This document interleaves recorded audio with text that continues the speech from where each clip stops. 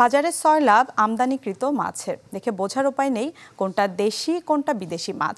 কিনতে আসা ক্রেতাদের দাবি তাদেরকে দেশি বলে দেয়া হচ্ছে বিদেশি মাছ।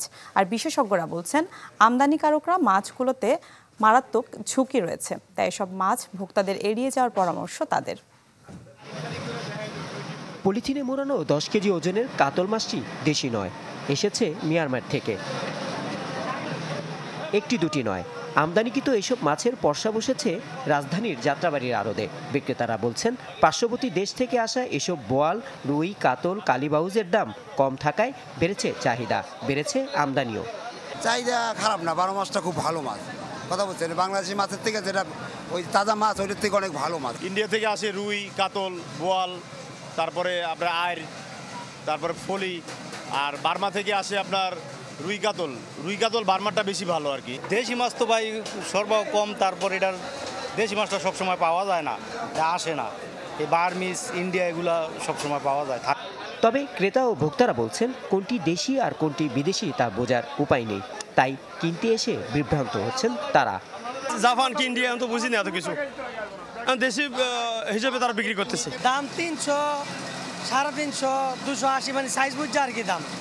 মৎস্য অধিদপ্তরের তথ্য বলছে 2022-23 অর্থ বছরে বাংলাদেশে মাছ আমদানি হয়েছে 57,000 মেট্রিক টন, কিন্তু এসব মাছে রয়েছে স্বাস্থ্য ঝুঁকি বলছেন বিশেষজ্ঞরা।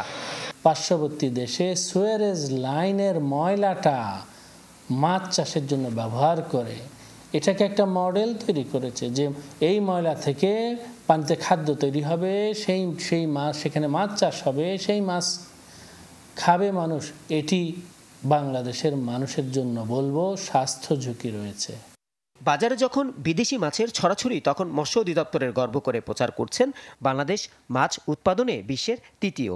সেই সাথে দাবি করছে চাহিদার চেয়ে চাষ হচ্ছে 4 লাখ টন বেশি মাছ। রহমান ফয়েজ, চ্যানেল 24, ঢাকা। দর্শক, আমদানি করা মাছ নিয়ে আরো বিস্তারিত কথা বলতে আমাদের সাথে যুক্ত হচ্ছেন বাংলাদেশ মৎস্য গবেষণা ইনস্টিটিউটের সাবেক মহাপরিচালক ডক্টর ইয়াহিয়া মাহমুদ। ডক্টর মাহমুদ, যেটা বলতে চাচ্ছিলাম, মাছ উৎপাদনে বাংলাদেশ কিন্তু বেশ শক্তিশালী অবস্থানে রয়েছে। সরকারি তথ্য মতে সেটা তৃতীয়। তারপরও বাজারে আমদানিকৃত মাছে যে সয়লাভ হচ্ছে, এর পেছনে কারণ আসলে কি মনে করছেন?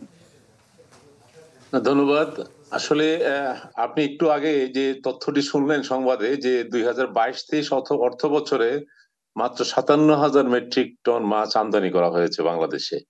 সুতরাং বাংলাদেশে কিন্তু মাছের উৎপাদন 49 লক্ষ মেট্রিক টন।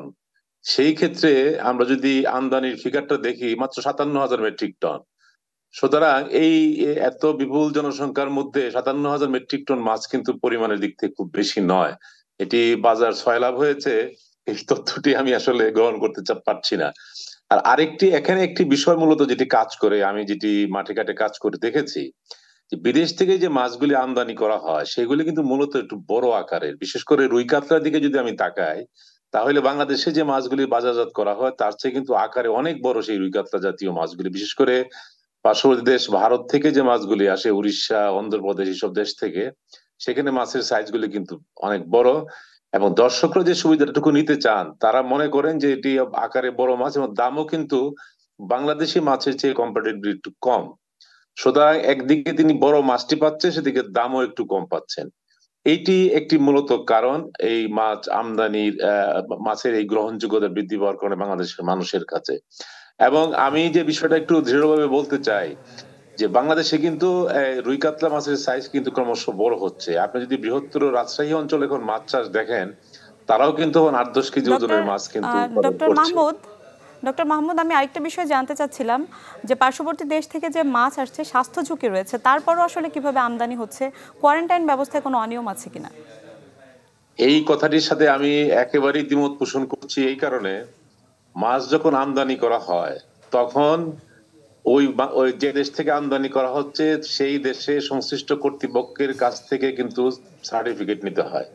আর একই সাথে বাংলাদেশে যখন এটি খালাস করা হয়, বাংলাদেশের মৎস্য অধিদপ্তরের যে কোয়ারেন্টাইন উইং আছে, সেখানে তারা পরীক্ষা নিরীক্ষা করে, একটি বাহ্যিকভাবে পরীক্ষা নিরীক্ষা করে, আরেকটা হচ্ছে তার মধ্যে কোনো হেভি মেটাল আছে কিনা, অন্য কোনো ক্ষতিকারক দ্রব্য আছে কিনা, সেইগুলি কিন্তু পরীক্ষা নিরীক্ষা করে কিন্তু বাংলাদেশে সেই মাছগুলি এবং খালাস করা হয় বাংলাদেশের বাজারের জন্য।